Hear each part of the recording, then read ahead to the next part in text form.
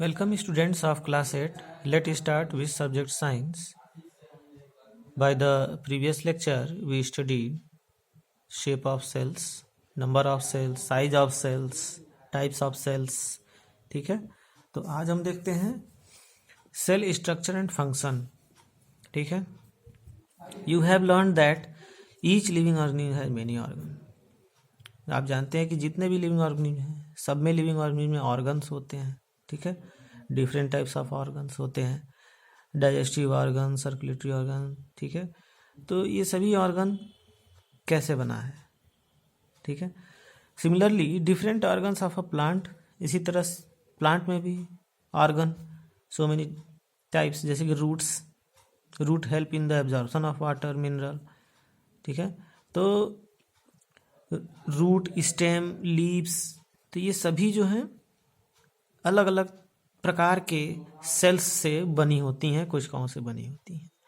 और ये जो ग्रुप ऑफ कोशिकाएं होती हैं, जो ग्रुप ऑफ सेल्स होती हैं, इनको टिश्यू कहते हैं. ठीक है, तो a tissue is a group of similar cell. A tissue is a group of similar cell. एक समान प्रकार की कोशिकाओं का समूह टिश्यू कहलाता है, ऊतक कहलाता है. ठीक है, टिश्यू मीन्स ऊतक.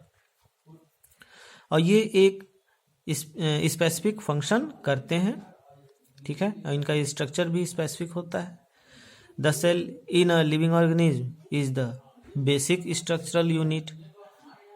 बताया गया कि सेल जो है बेसिक स्ट्रक्चरल यूनिट है, बेसिक स्ट्रक्चरल यूनिट है और फंक्शनल यूनिट है.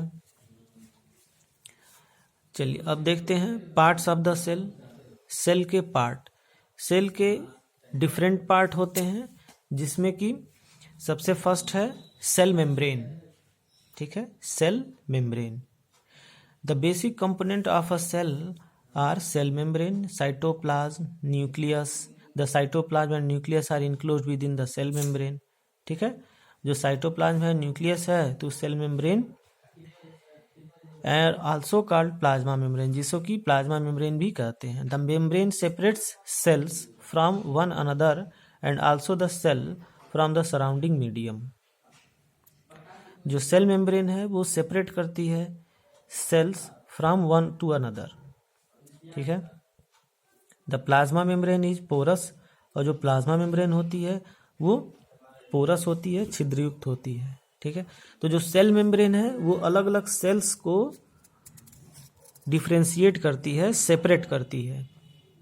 अलग अलग सेल्स को, दो सेल्स को सेपरेट करती है सेल मेम्ब्रेन. और सेल मेम्ब्रेन के अंदर साइटोप्लाज्म होता है और फिर उसके अंदर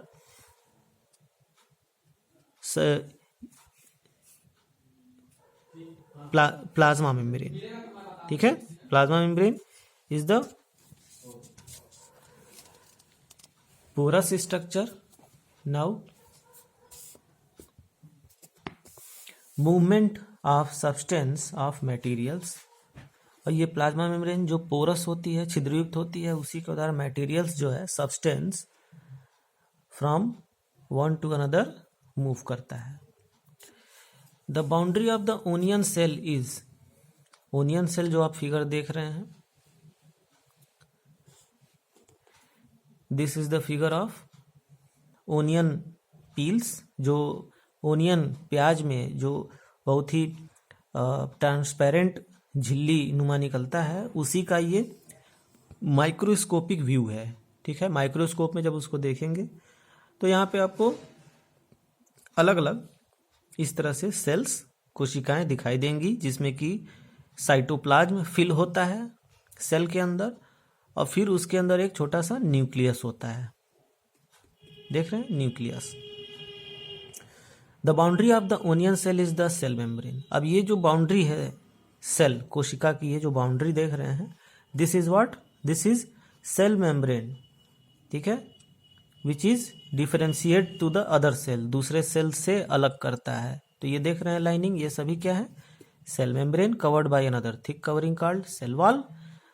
the central dense round body in the centre is called the nucleus. जो राउंड बॉडी है, गोल, ये न्यूक्लियस है. The jelly like substance between the nucleus is cytoplasm. और जेली लाइक सब्सटेंस होता है जो कि कहते हैं उसको cytoplasm. You have learned earlier that the cell membrane gives shape to the cell. Cell membrane जो है सेल को शेप देता है, आकार देता है. In addition to the cell membrane, there is an outer thick layer in the cells of plants called cell wall, जिसको कि आउटर जो है उस सेल वाल से घिरा होता है.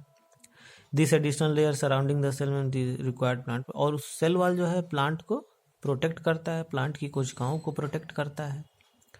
Plant cells need protection against variation in temperature high.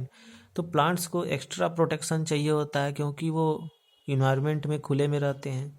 ठीक है, टेम्परेचर है, हाई विंड स्पीड है, atmospheric moisture, they are expose to various cells can be observe in the leaf peel of. किसी भी लीफ में भी आप देख सकते हैं सेल कोशिकाओं को. ह्यूमन चीक सेल, ये जो ब्लू कलर का देख रहे हैं ये ह्यूमन चीक सेल है.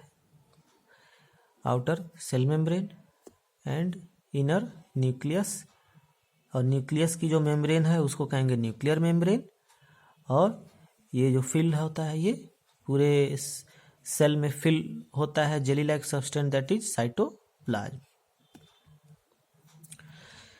Cytoplasm it is a jelly like substance present between the cell membrane. Fill होता है वेरियस अदर कंपोनेंट ऑर्गेनेल्स, और सारे ऑर्गेनेल्स सेल्स के उसी साइटोप्लाज्म में रहते हैं. दीज आर द माइटोकांडिया, जो कि माइटोकांडिया है, Golgi body, ribosome, endoplasmic reticulum. ठीक है, माइटोकांडिया, गोल्गी बॉडी, ये सभी जो है इसमें रहते हैं. किसमें? साइटोप्लाज्म में.